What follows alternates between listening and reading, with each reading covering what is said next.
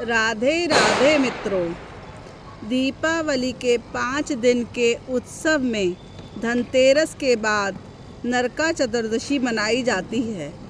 इस दिन को हम छोटी दीपावली या रूप चौदस या काली चौदस भी कहते हैं। इस दिन यम पूजा, कृष्ण पूजा और काली पूजा होती है। इस दिन दक्षिण भारत में वामन पूजा का भी प्रचलन है।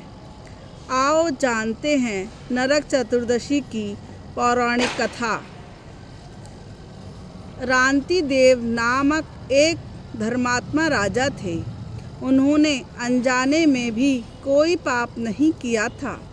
फिर भी जब मृत्यु का समय आया तो यमदूत उन्हें नरक ले जाने के लिए आ धमके। राजा ने कहा कि आप मुझ पर कृपा करें और बताएं कि मेरे किस अपराध के कारण मुझे नरक जाना पड़ रहा है। यह सुनकर यमदूतों ने कहा कि हे राजन, एक बार आपके द्वार से एक ब्राह्मण भूखा लौट गया था। यदि उसी पाप कर्म का फल है। यह सुनकर राजा ने यमदूत से 1 वर्ष का समय मांगा। तब यमदूतों ने राजा को 1 वर्ष की मोहलत दे दी।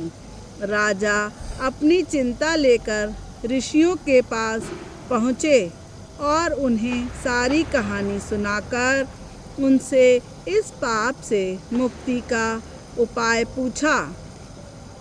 तब ऋषि ने बताया कि कार्तिक मास की कृष्ण पक्ष की चतुर्दशी का व्रत करें और ब्राह्मणों को भोजन करवाकर उनके प्रति किए हुए अपने अपराधों के लिए क्षमा याचना करें।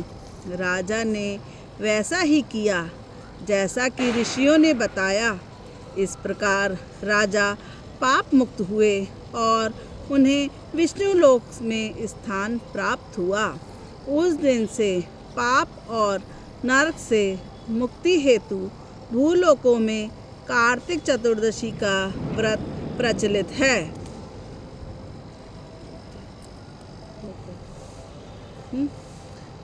इसकी दूसरी कहानी सुनिए।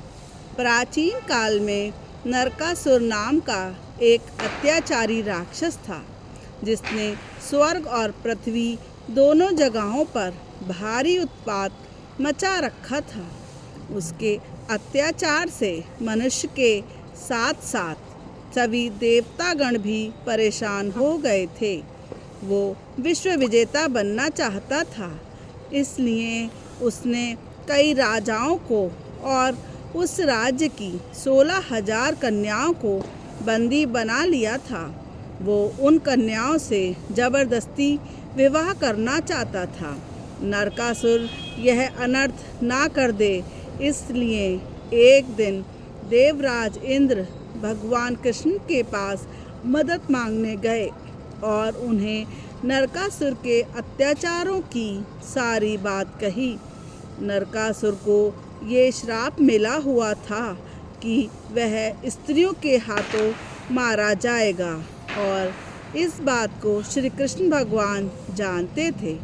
इसलिए भगवान कृष्ण ने अपनी पत्नी सत्यभामा को साथ लिया और गरुड़ पर सवार होकर नरकासुर के पास पहुँचे। वहाँ जाकर भगवान कृष्ण का सामना मुर नामक दैत्य और उसके 6 पुत्रों से हुआ, जिन्हें भगवान कृष्ण ने अपनी पत्नी की सहायता से समाप्त कर दिया। इन सभी के वध का समाचार सुनकर नरकासुर अपनी सेना के साथ युद्ध करने आया। तब भगवान कृष्ण ने अपनी पत्नी सत्यभामा को सारथी बनाया और सत्यभामा की मदद से नरकासुर का वध कर दिया। जिस दिन नरकासुर का वध हुआ था, उस दिन कार्तिक मास के कृष्ण पक्ष की चतुर्दशी तिथि थी।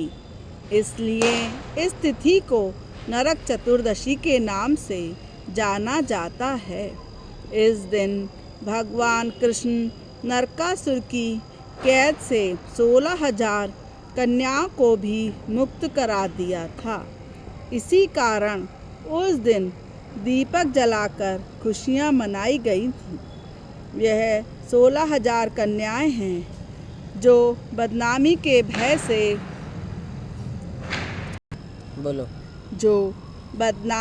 भय से अपने परिवार के पास नहीं लौटी, बल्कि उन्होंने श्री कृष्ण को ही अपना सब कुछ मान लिया। इसलिए कहते हैं कि श्री कृष्ण भगवान ने उन सभी 16,000 कन्याओं के साथ विवाह कर लिया और यह 16,000 कन्याएं उनकी 16,000 पत्नियां हुईं। अगर आपको इस कहानी में आनंद आया तो मेरे चैनल को लाइक व सब्सक्राइब करें। जय श्री कृष्ण।